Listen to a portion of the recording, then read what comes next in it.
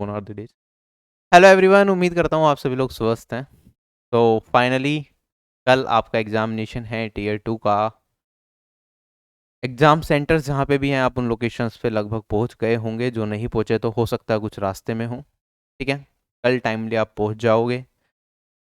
Last day है तो ज़्यादा कुछ ज्ञान बांटने में नहीं आया। वही छोटी छोटी चीज़ें जो मैं पहले भी कई बार बता चुका हूँ वही एक बार और बताने आया हूँ।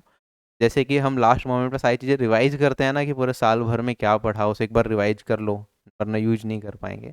ऐसे ही जो छोटी छोटी टिप्स मैं पूरे साल भर तक आपको देता रहता हूँ वही एक बार दोबारा थोड़ी बता दूंगा, जिससे कि अभी फ्रेशली सुन के जाओगे एग्जाम में मे बी कुछ ध्यान रहे आपको।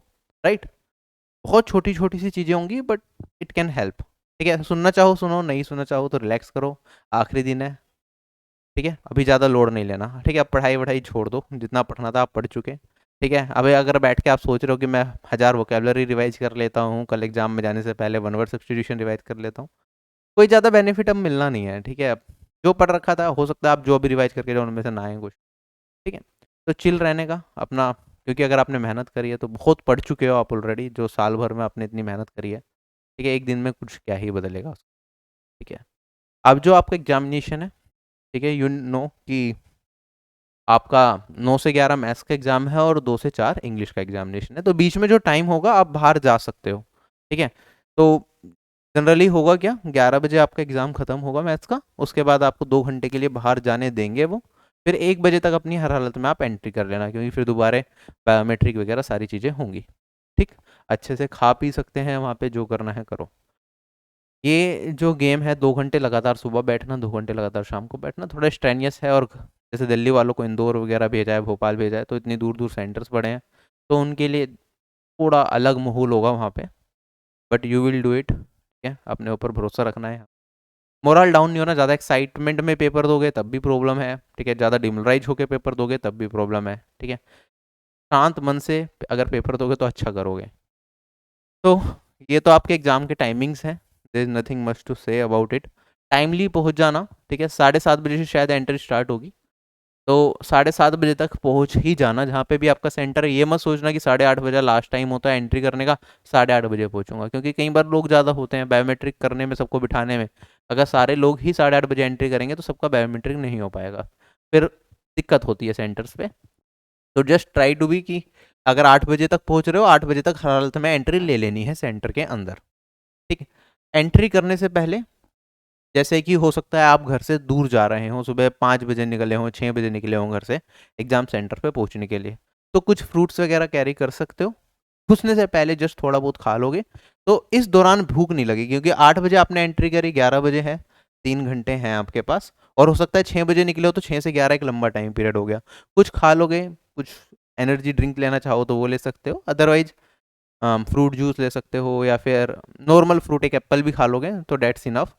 उसे खा के आप एग्जाम में, ये होगा कि एग्जाम के दौरान भूख नहीं लगेगी, आप डिस्टर्ब नहीं होगे किसी भी तरह की पेट की आवाज़ों से। ठीक, ऐसे इंग्लिश का है, बीच में जो 2 घंटे का गैप मिलेगा भी उसमें भी ज़्यादा ऑयली वगैरह कुछ मत खाना।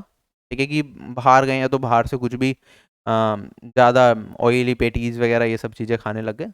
Just try to eat something hygienic, और जिससे आपके मतलब माइंड पे ज़्यादा फर्क ना पड़े। ठीक है, नींद वगैरह ना आए। इंग्लिश का पेपर भी देना है 2 घंटे का। अभी तो लेवल ठीक चल रहा था, थोड़ा मुश्किल लेवल आ गया तो फिर टाइम का इशू आ जाएगा इंग्लिश में। राइट, बड़े बड़े पैसेजेस दे दिए या बड़े बड़े PQRS जम्बल्ड सेंटेंसेस दे दिए तो टाइम का इशू आएगा, तो उस टाइम पे आपका माइंड अगर एक्टिव नहीं होगा तो पेपर छूट जाएगा। ठीक है, तो your mind should be active. तो खाने पीने का खास ध्यान रखें। ठीक, हाँ, एग्ज़ाम के बारे में ये हो गया। थोड़ा बहुत अपना एडमिट कार्ड लेके जाना, फोटो आईडी प्रूफ आप लेके जाएंगे ही, 2 एक्स्ट्रा फोटोग्राफ कैरी करके जाओगे। यही सब छोटी छोटी चीज़ें हैं। एग्जाम में जब आप दे रहे होंगे एग्जाम की वेटेज आप दिमाग में रखो। अभी कुछ लोगों का ये हो कि मेरा ये टॉपिक छूट गया, चलो मैं अब इस टॉपिक को कंप्लीट कर देता हूँ, अब कुछ नहीं होगा, उसका कुछ फायदा भी नहीं है। ठीक है, चलो मैथ्स से ही स्टार्ट करते हैं, मैं मैथ्स पढ़ाता हूँ। जैसे ये पिछले साल की चैप्टर वाइज वेटेज थी कि इस टॉपिक से इतने इतने क्वेश्चंस आ गए थे। ठीक है, तो ये चीज़ ध्यान रखना। अभी होगा क्या, यहाँ पे लक फैक्टर भी काम करता है। लक फैक्टर कैसे, आपको पता है, 100 क्वेश्चंस तो होंगे लेकिन हर एक क्वेश्चन, हर एक पर्सन को वो क्वेश्चन का सीक्वेंस अलग मिलेगा। मान लो मेरे पास पर्सन ए है, ठीक है, उसे हो सकता है टाइम एंड वर्क का जो इजी क्वेश्चन है वो सेकंड नंबर पे मिले, और पर्सन बी को सेम क्वेश्चन हो सकता है 20वें नंबर पे मिले, है ना। तो ऐसे में क्या होता है कि कोई पर्सन है जिसके लिए मुश्किल क्वेश्चन स्टार्टिंग में आ गए और इजी क्वेश्चंस लास्ट में गए, तो ऐसे में कॉन्फिडेंस बहुत ज़्यादा डाउन हो जाता है। ठीक है, तो ये चीज आपके साथ भी हो सकती है, तो अपने ऊपर कॉन्फिडेंस बनाए रखना है। ये लक बेस्ड हो गया एक तरीके से। एक पर्सन जिसे स्टार्टिंग में सारे इजी मिलते चले गए, वो लगातार सोल्व करता जाएगा, उसका कॉन्फिडेंस बूस्ट होगा, वो अच्छा करेगा एग्जाम में। जिसे स्टार्टिंग में मुश्किल मिल गए, बाद में इजी आ रहा है, तो स्टार्टिंग में कॉन्फिडेंस अगर लूज कर गया, अच्छे से मॉक टेस्ट की प्रैक्टिस नहीं करी, तो उसे दिक्कत हो जाती है यहाँ पे। तो ये हल्का सा गेम लक का भी है, तो आपको यहाँ पे जो आपने मॉक टेस्ट देते टाइम स्ट्रेटेजी फॉलो करी है Tier 2 की, उस पर आपको स्टिक रहना है। क्वेश्चन में फंस रहे हो तो आपको आगे बढ़ना है। स्टार्टिंग में मुश्किल आए तो लास्ट में इजी क्वेश्चन जरूर आएंगे। ठीक है, अगर आपने प्रीवियस ईयर क्वेश्चंस अच्छे से प्रैक्टिस करें एसएससी एग्जाम्स के, जो भी पीडीएफ वगैरह मैंने दिए, और सीजीएल 2018 Tier 2 के ही अगर आपने 2018 से लेके अब तक के 2020 तक के सारे पेपर अच्छे से प्रैक्टिस करें हैं, तो 60% तक सिलेबस वही होगा। ठीक है, और अगर मैं बात करता हूँ बाकी जो लेटेस्ट के सारे ही प्रीवियस ईयर अगर आपने कर लिए, तो 90% से ज़्यादा, 90 से ज़्यादा क्वेश्चन आपको वही मिलेंगे जो आप पढ़ चुके हो विद वैल्यू चेंज्ड। राइट, तो stay focused on what you have learn. कोई क्वेश्चन एग्जाम में नया मिलता है, ठीक है, आपने पहले नहीं कर रखा, ऑल तो आपके अंदर से फीलिंग आएगी ये मैं कर सकता हूँ, लेकिन एग्जाम में रिस्क नहीं लेने का, उसे नहीं करना, उसे लास्ट के लिए छोड़ देना। लास्ट में टाइम मिलेगा तो करेंगे ना आराम से। क्या ये चीज समझ आ गई? दूसरी चीज, डीआई के क्वेश्चंस स्कैटर्ड वे में मिलते हैं। टोटल 7 क्वेश्चन आपके डीआई के आएंगे एग्जाम में। तो यहाँ पे क्योंकि अगर आप सीक्वेंस में डीआई को साथ में सोल्व नहीं कर रहे, क्योंकि हम कोशिश करेंगे जैसे हिस्टोग्राम के 3 क्वेश्चन एक हिस्टोग्राम पे आ जाएंगे, 3 क्वेश्चन पाई चार्ट के आ गए आपके, एक क्वेश्चन अलग हिस्टोग्राम का आ गया, या ये टेबल से रिलेटेड कुछ क्वेश्चंस बन गए जो पैटर्न चल रहा है। तो हमें ये 3 क्वेश्चन एक साथ करने हैं, ये 3 क्वेश्चन एक साथ करने हैं, ये अलग करना है। तो एग्जाम में हम लिख लेंगे। ठीक है, अगर आप डीआई के क्वेश्चन क्योंकि लास्ट में करोगे तो टाइम बचेगा आपका सारे एक साथ, तो हम कॉपी में लिख लेंगे यहाँ पे जो रफ शीट होगी कि चलो 51 नंबर पे ये पहला डीआई का क्वेश्चन आया, तो 51 नंबर डीआई और हिस्टोग्राम। क्योंकि होता क्या है, जब हम क्वेश्चन स्किप कर करके आगे बढ़ते जाते हैं तो ट्रैक छूट जाता है। मान लो आपके 25 क्वेश्चन छूट गए, ठीक है, डीआई के क्वेश्चन मुश्किल नहीं होते, आपको पता है कि डीआई का क्वेश्चन आप उठाओगे तो कर ही लोगे, चाहे थोड़ा टाइम ज्यादा लगे, है ना। तो जब आप सेकंड राउंड में आओगे तो आप डीआई के क्वेश्चंस पहले अटेम्प्ट कर सकते हो।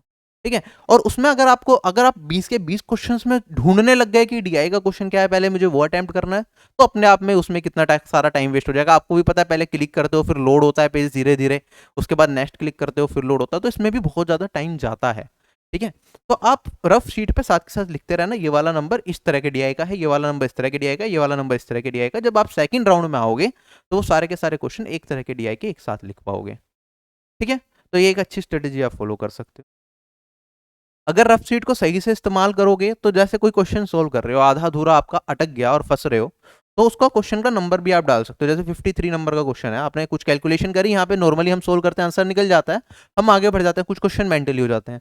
अब जैसे मान लो ये क्वेश्चन करा, मैं इसकी कैलकुलेशन में कहीं फंस गया, तो यहाँ पे अगर वैसे तो हम नंबर नहीं लिखेंगे, लेकिन अगर इसकी कैलकुलेशन में मैं कहीं फंसा और मैंने सोचा कि लास्ट में करूंगा, तो यहाँ पे क्वेश्चन का नंबर डाल के रख लेना कि जब लास्ट में वापिस आऊँ ना इस क्वेश्चन पे, तो आपको पता चल जाएगी यार इसकी कैलकुलेशन मैंने यहाँ पे थोड़ी बहुत कर रखी है। ऐसा ना हो कि बिल्कुल सारे की सारी कैलकुलेशन आपको बेसिक से करनी पड़े।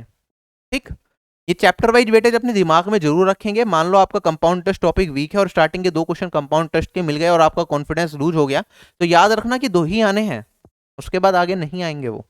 ठीक है, ऐसा नहीं होगा कि ज्योमेट्री के यहाँ पे 14 क्वेश्चन पिछले साल एवरेज में थे एक शिफ्ट में, तो इस बार 50 क्वेश्चन ज्योमेट्री के दे देंगे, ऐसा नहीं होगा। ठीक है, तो जो टॉपिक्स आपके स्ट्रॉन्ग हैं वो टॉपिक्स के क्वेश्चंस आपको पहले करने हैं, जो टॉपिक आपके वीक हैं उन्हें आप लास्ट में कर सकते हैं। कोई क्वेश्चन आपको पहले ही लगता है कि 3 से 4 लाइन का है, तो वो अपने आप ही पढ़ने में टाइम ज़्यादा लेगा, तो उसे आप क्या करेंगे, लास्ट के लिए छोड़ेंगे। ठीक है, चाहे वो एवरेज का क्वेश्चन हो चाहे किसी और टॉपिक का हो, क्योंकि पढ़ने में ही आप 40-50 सेकंड लगा देंगे, तो पहले आप पढ़ें फिर सोचें होएगा या नहीं होएगा, फिर आगे बढ़े, इससे बढ़िया कि उसे लास्ट के लिए छोड़ दें। ठीक है, थोड़ा बहुत किस्मत का फैक्टर यहाँ पे रहेगा, हो सकता है ईजी हो 3-4 लाइन का, लेकिन लास्ट के लिए छोड़ा। इजी भी होगा तब भी आपका 1 मिनट खा जाएगा वो क्वेश्चन। ठीक है, ऐसे में ज्योमेट्री के क्वेश्चंस की बात करता हूँ। ज्योमेट्री का अगर 1 से 2 लाइन का क्वेश्चन है तो ही आप अटेम्प्ट करें। अगर इससे ज्यादा जा रहा है, पढ़ के लैंग्वेज स्टार्टिंग की एक लाइन पढ़ी, पढ़ के ही कुछ अंदर से कंफर्ट आ रहा है तो करना है, अदरवाइज लास्ट में। ठीक है, क्योंकि ज्योमेट्री के क्वेश्चंस में एक प्रॉब्लम और होती है कि क्वेश्चन पढ़ने के बाद हमें फिगर भी कई बार खुद ही बनानी पड़ेगी। क्वेश्चन पढ़ेंगे, फिगर बनाएंगे, उसका आंसर निकालेंगे, 1.5 मिनट चली जाती है। 1 मिनट तो आपको उन क्वेश्चन को करने में लगेगा जिन क्वेश्चन का सोल्यूशन आपको पता है कि हाँ ये 3 स्टेप करके मेरा आंसर आ जाएगा, ठीक है, उसमें लग जाती है 1 मिनट। कुछ क्वेश्चन ऐसे होंगे जो पढ़ते ही आप आंसर मारेंगे वो 30-35 सेकंड वाले या 15 सेकंड वाले, राइट। और ज्यादातर बहुत सारे क्वेश्चन ऐसे भी होंगे जो 1.5 मिनट तक भी लेंगे, ठीक है। चैलेंज यही है कि हमें उन क्वेश्चंस को फिल्टर आउट करना है, ठीक है। तो मैंने कहा कोई भी नया क्वेश्चन जो हमने पहले नहीं देखा, चाहे जैसा इजी हो चाहे कैसा भी हो, उसे लास्ट के लिए छोड़ना है। जो बड़ी लंबी लाइन वाले क्वेश्चंस हैं हम उसे लास्ट के लिए छोड़ेंगे। जो क्वेश्चंस हमने अटेम्प्ट पहले कर रखा है और हमें पता है कि 1 से 1.25 मिनट के अंदर इसका आंसर आ जाएगा, तो वो क्वेश्चन आप कर सकते हो, कोई प्रॉब्लम नहीं है। बाकी आपने जो स्ट्रेटेजी आप मॉक टेस्ट के लिए फॉलो करते हुए आ रहे हो वो आप फॉलो करते रहे, ठीक है। मैं बस अपने हिसाब से कुछ छोटी छोटी चीजें बता रहा हूँ जो कि आप मे भी देखोगे तो थोड़ा लास्ट मोमेंट पे आपको बेनिफिट मिल जाए, ठीक। तो ये मैथ्स की वेटेज है। इंग्लिश के लिए भी थोड़ा बता देता हूँ, जैसे वन वर्ड सब्स्टिट्यूशन हो गया, spelling, synonyms, antonyms, idioms and phrases, ये सारी चीज़ें। ये 2 टॉपिक को छोड़ के, जम्बल्ड सेंटेंसेस और रीडिंग कॉम्प्रिहेंशन को छोड़ के, ये सारे के सारे क्वेश्चंस आपको एक साथ अटेम्प्ट करने हैं पहले 1 घंटे के अंदर, क्या बल्कि 55 मिनट के अंदर आप इतना पेपर अपना सोल्व कर लेंगे। कितने? 149 मार्क्स का पेपर, ठीक है। वेटेज थोड़ी 19-21 आगे पीछे हो सकती है। पहले आपको ये खत्म करना है, ठीक। उसके बाद 1 घंटे से ज़्यादा आपके पास टाइम बचेगा, चाहे आप हिंदी मीडियम बैकग्राउंड से हो तब भी 1 घंटा मिनिमम बचेगा। उसके बाद आप रीडिंग कॉम्प्रिहेंशन के ये 30 क्वेश्चंस कर सकते हैं, और उसके बाद जंबल्ड सेंटेंसेस करना। जंबल्ड सेंटेंसेस में भी जो बड़े बड़े सेंटेंसेस हैं वो पहले मत उठाना, वो लास्ट में ही करना। पहले छोटे छोटे जो सेंटेंसेस हैं वो करना, ठीक है। ये सीक्वेंस फॉलो करोगे कोई दिक्कत नहीं है। क्लोज टेस्ट साथ में ही कर लेना, क्लोज टेस्ट आसान होता है, टाइम नहीं लगेगा ज़्यादा, ठीक है। मेन टाइम आपका जाता है रीडिंग कॉम्प्रिहेंशन में और जंबल्ड सेंटेंसेस में। एक क्वेश्चन होगा जंबल्ड सेंटेंस का, 4 लाइन आप पढ़ोगे पहले, उसे सीक्वेंस में अरेंज करके सोल्व करोगे तो टाइम कंज्यूमिंग हो जाता है। एक छोटी सी ट्रिक जंबल्ड सेंटेंसेस की और बता सकता हूं मैं आपको यहाँ पे। ऑप्शंस देख लेना जंबल्ड का, जैसे हमारे पास ये सेंटेंस ए है, ये बी है, ये सी है और ये डी है, ठीक है। अब मुझे ऑप्शंस क्या दे रखे हैं? B, D A B C, D C A B, ठीक है। डी, या यहाँ पे बी से स्टार्ट कर दिया चलो इन्होंने, बी सी ए डी, ठीक है, बी ए सी डी, ऐसे कुछ ऑप्शंस दे दिए, ठीक है। तो अब आप इसमें क्या करेंगे, यहाँ पे पहले क्वेश्चन को पढ़ने की जगह आप चाहें तो ऑप्शन से स्टार्ट कर सकते हैं। हमने देखा स्टार्टिंग में यहाँ पे डी है या बी है, तो जो वैसे भी चारों सेंटेंस आपको एक ना एक बार तो पढ़ने ही है, तो आप पहले डी और बी को पढ़ के देखें। आपको पहली लाइन पढ़ते ही समझ आ जाएगा क्या ये स्टार्टिंग हो सकती है या स्टार्टिंग नहीं हो सकती, ठीक है। तो 2 ऑप्शन तो आपके वहीं एलिमिनेट हो जाएंगे। अब जब 2 ऑप्शन आपके मान लो बी से स्टार्ट हो रहा है, आपको ये दोनों पढ़ के समझ आ गया, 2 ऑप्शन आपके एलिमिनेट हो गए हैं, तो अब हमारे पास यही पैटर्न है, या तो डी सी ए डी होगा या बी ए सी डी होगा। अब डी दोनों जगह कॉमन हो गया तो ये कट गया। अब मुझे बी ए सी देखना है या बी सी ए देखना है ना। तो बहुत सारे सेंटेंसेस जंबल्स के आपको ऐसे मिलेंगे जिसमें आपको पूरा पढ़ना भी नहीं पड़ेगा, ठीक है। आप स्टार्टिंग देखोगे, स्टार्टिंग से समझ आ जाएगा, बाकी तीनों सेंटेंस को आप अरेंज भी कर पाओगे।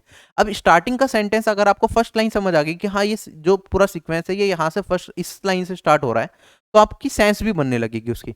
रैंडमली चारों लाइन, चारों एक एक करके अगर आप पढ़ोगे तो sometimes it is difficult to understand, खासतौर पर हिंदी मीडियम वाले एस्पिरेंट्स, राइट। तो इस चीज का ध्यान रखेंगे।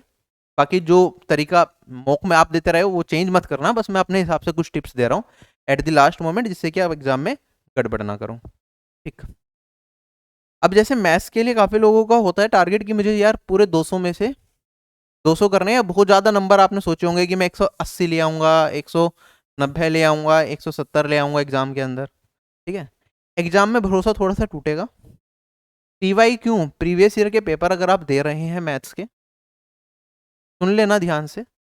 अगर आपने 2020 का टीयर 2 का पेपर दिया और उससे सपोज करो आप 180 स्कोर कर रहे हैं उसके अंदर, ठीक है, मॉक टेस्ट फॉर्म में दे रहे हैं, तो कल आप जब पेपर देंगे हो सकता है कि उसमें आप इतने क्वेश्चंस ना बना पाए। क्यों? क्योंकि वो भी जब हम प्रीवियस ईयर सोल्व कर रहे हैं, हो सकता है हम दूसरी तीसरी बार सोल्व करके यहाँ तक पहुंचे हैं। हो सकता है मैंने किसी टीचर का सोल्यूशन पहले देख लिया उस पेपर का, फिर मैं सोल्व कर रहा हूँ।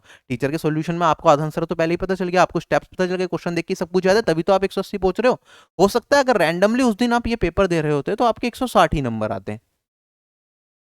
समझ रहे हो? क्योंकि ये आपने पहले किसी का सॉल्यूशन देख लिया, पहले किसी ने बताया तो उससे सीख लिया, तो आपको वैल्यूज तक याद हो गई, पैटर्न समझ आ गया क्वेश्चन का, तो आप इतना स्कोर कर रहे थे एग्जाम में। तो अगर आप कल पेपर दे रहे हैं और अभी इसमें 180 ला रहे हैं, हो सकता है कल के पेपर में आपके 160 170 वाला आपको टारगेट पे जाना पड़े, आप इस बीच कहीं रहें। ठीक, तो उसके लिए अपने आप को मेंटली ट्रेन करें। ठीक है, your first target is to reach this number. ठीक है, आप पहले ही ये सोच के चलेंगे कि मुझे 200 ही लाने हैं, इससे कम में मेरी बात नहीं बनेगी, तो आप फंस जाएंगे। ये टारगेट कैसे अचीव होगा? मान लो आपने 2-3 टॉपिक आपके छूट भी गए, नहीं अच्छे से कर पाए, या फिर एग्जाम में बहुत मुश्किल क्वेश्चंस भी आ गए। चलो 100 क्वेश्चन है, 100 में से 10 क्वेश्चन मुश्किल भी आ गए, 90 क्वेश्चन तो हैं। क्या 90 क्वेश्चन आप 2 घंटे के लिए रेडी नहीं हो? अगर आप एससी कैटेगरी के बंदे हो, एसटी कैटेगरी के बंदे हो, क्या आपको 200 में से 200 लाने सिलेक्शन के लिए? नहीं लाने। ठीक है, आपका 150 पे भी बहुत अच्छा स्कोर रहेगा। ठीक है, तो आप क्या करें, यहाँ पे आपको 150 नंबर लाने के लिए कितने क्वेश्चन करने हैं? 75 क्वेश्चन करने हैं 2 घंटे के अंदर। मैं ये नहीं कह रहा इतने ही करने हैं, आपको अपना स्कोर तो मैक्सिमाइज रखना है, बट क्या इतना टारगेट नहीं कर सकते पहले? आप डिटेल में ना घुसे क्वेश्चन की। Don't try to be a topper at the last moment, just follow the strategy that you used while giving the mocks. और यहाँ पे एग्जाम टाइम में इस पे फोकस करना बहुत ज्यादा जरूरी है। ठीक है, एग्जाम में हम ज्यादा सेंटी हो जाते हैं, हम मॉक टेस्ट में तो क्वेश्चन स्किप कर करके आगे बढ़ रहे हैं, एग्जाम टाइम में पता नहीं ऐसी अंदर से फीलिंग आ जाएगी, यार इस बार तो बस इस पे ही सब कुछ, मेरी पूरी लाइफ डिपेंडेंट है, इसमें बहुत अच्छा करूंगा। वो फीलिंग मरवा देगी आपको। ठीक है, किसी क्वेश्चन में फंस गए, 10 मिनट बर्बाद कर दिया ना किसी क्वेश्चन में, तो दिक्कत होगी। ठीक है, तो ये काम नहीं करना है। अगर आपको देखो 90 क्वेश्चन, 10 क्वेश्चन मैं मानता हूं कि बहुत मुश्किल आ गए, चलो किसी टीचर ने नहीं पढ़ाया, किसने नहीं, अगर आपने प्रीवियस ईयर करा है तो आपको 90 क्वेश्चन आते होंगे। और 90 क्वेश्चन 180 नंबर लाना, 180 में से 4-5 गलत भी हो गए, 170 नंबर अगर आप ले आए तो सिलेक्शन आपका रुकेगा नहीं, पिछले साल जितना लेवल अगर पेपर का आया तो। ठीक है, तो टारगेट रियलिस्टिक रखते हुए आपको पहले ये करना है कि मुझे यार जो इजी क्वेश्चन है जो मैंने पहले से पढ़ रखे हैं, पहले मैं वो तो सोल्व कर लूं, पहले सिलेक्शन तक पहुंच जाऊं, और उसके बाद अगर आपने मेहनत अच्छी करी होगी, प्रैक्टिस अच्छी होगी, तो आपको टाइम मिलेगा इन 10 क्वेश्चन करने के लिए भी। इन 10 क्वेश्चन करने के लिए भी अगर आपको 20 मिनट मिल, 20 चलो छोड़ो, मैं कहता हूँ 10 क्वेश्चन के लिए 10 ही मिनट बची आपके पास लास्ट में, तो 10 में से 10 नहीं होंगे, 3 तो आप 10 मिनट में तब भी कर दोगे, है ना? तो स्ट्रेटेजी पे कायम रहना अपनी। ठीक है, गलती मत करना वहां पे। दूसरी चीज, रॉन्ग क्वेश्चंस। वैसे तो पिछले साल कोई रॉन्ग क्वेश्चन नहीं आया था, but there is a possibility कि एक आधा क्वेश्चन एग्जाम में रॉन्ग आ भी जाए। ठीक है, तो कोई भी क्वेश्चन आपको एक बार से ज्यादा अटेम्प्ट, जैसे आपने सोल्व करा एक पर्टिकुलर क्वेश्चन है, हमने सोल्व करके देखा, 4 ऑप्शन में से आंसर मैच नहीं, फिर मैं दोबारा देखूंगा, क्योंकि ये तो मुझे आता है, पहले ट्राई कर रखा है, दोबारा ट्राई करके देखा इस क्वेश्चन को सोल्व करके। ठीक है, फिर भी मेरा आंसर मैच नहीं। अब वो टाइम आ चुका है कि आप इस क्वेश्चन को छोड़ के आगे बढ़ जाएं। तीसरी बार अगर आप एक क्वेश्चन पे फंसे तो डेट इज वेरी रिस्की। देखो दूसरी बार तक का जायज होता है, कई बार हम सिली मिस्टेक कर देते हैं, बहुत सारे क्वेश्चंस ऐसे मिलेंगे कि चलो एक बार की मैं करा आंसर नहीं आया, तो आप बार बार छोड़ के नहीं जा सकते, क्योंकि उस क्वेश्चन पे आप ऑलरेडी 1 मिनट वेस्ट कर चुके हैं। हो सकता है अभी 15 सेकंड और वेस्ट करेंगे तो उसका आंसर आ जाएगा, अगर आप आगे बढ़ जाएंगे तो वो 1 मिनट भी गई आपकी, है ना? तो दूसरी बार आप ट्राई कर सकते हैं, लेकिन थर्ड टाइम नहीं। हो सकता है एग्जामिनर ने वो क्वेश्चन ही गलत बनाया हो सकता है उसका आंसर 4 ऑप्शंस में नहीं हो, रॉन्ग क्वेश्चंस आते हैं ना एसएससी एग्जाम्स में, ये उसी में से कोई क्वेश्चन हो। ठीक है, हो सकता है आप कुछ ऐसी मिस्टेक कर रहे हो, मैं कई बार कैलकुलेशन करते टाइम कर देता हूं कि 9 × 7 करना है, मुझे पता है ये 63 होता है, लेकिन मैं यहाँ पे लिख रहा हूँ 54, ध्यान ही नहीं रहा, सबकॉन्शियस माइंड में 9 × 7 इज 54 ये चल रहा है बार बार। और ये आपके साथ भी हो सकता है एग्जाम टाइम में। अगर आप लास्ट में टाइम बचा दोबारा अगर उस क्वेश्चन को करोगे तो मे भी, क्योंकि टाइम का गैप हो जाएगा, तो ये गलती आप ना करो। लेकिन सेम मोमेंट पे अगर आप बार बार एक ही क्वेश्चन को पुश करोगे तो सेम गलतियां होने के चांसेस ज्यादा रहेंगे। ठीक है, तो ये नहीं करना है। ठीक है, अब ये कुछ छोटी छोटी चीजें थी। कोशिश करना कि रात को आराम से सो जाना, 6-7 घंटे की नींद लेके जाओ। ठीक है, नींद नहीं भी ले पाए, अगर आप 1 घंटे की नींद लेके गए, 2 घंटे की नींद लेके गए, तो भी आप एग्जाम में अच्छा कर जाओगे, मैं ये कह रहा हूँ। ठीक है, तो ये मत सोचना कि अगर मैं 1 घंटा सोया हूँ तो मेरा एग्जाम बेकार जाएगा, मुझे नींद आएगी पेपर में, नहीं आएगी। ठीक है, but you should try to sleep at least 6 hours. ठीक है, ट्राई क्या करना, मतलब नींद तो अपने आप ही आती है, बल्कि उड़ जाती है सोच सोच के। ठीक है, मैंने तो बिना सोए कई बार पेपर दिए हैं अपने टाइम पे बहुत। ठीक है, मुझे नहीं आती थी, बट आ जाए अच्छी चीज़ है, नहीं आ गई तो मैं एक्सपीरियंस से बता रहा हूँ कि आप कर दोगे अच्छा, थोड़ा बहुत फर्क पड़ सकता है, बट बहुत ज़्यादा मेजर फर्क नहीं पड़ेगा। अपने माइंड को ये समझा लेना कि बिना सोए भी लोग पेपर देते हैं और अच्छा करते हैं। ठीक है, हो जाता है पेपर। ठीक है, और जो जो चीज़ें मैंने आपको बताई वो सारी कवर हो ही गई ऑलमोस्ट, कुछ रह गया हो तो कोई बात नहीं। ठीक है, तो ऑल द बेस्ट, अच्छा पेपर करके आओ, फिर करेंगे अच्छा सा एनालिसिस कि कितने लोग कितना अटेम्प्ट कर रहे हैं, आंसर की 4 से 5 दिन में आई जाती है, फिर डिटेल एनालिसिस कर लेंगे। टीयर 3 की प्रिपरेशन आपकी चैनल पे चली रही है, वो चलती रहेगी वीडियो, ठीक है। तो bye bye everyone, take care, Jai Hind.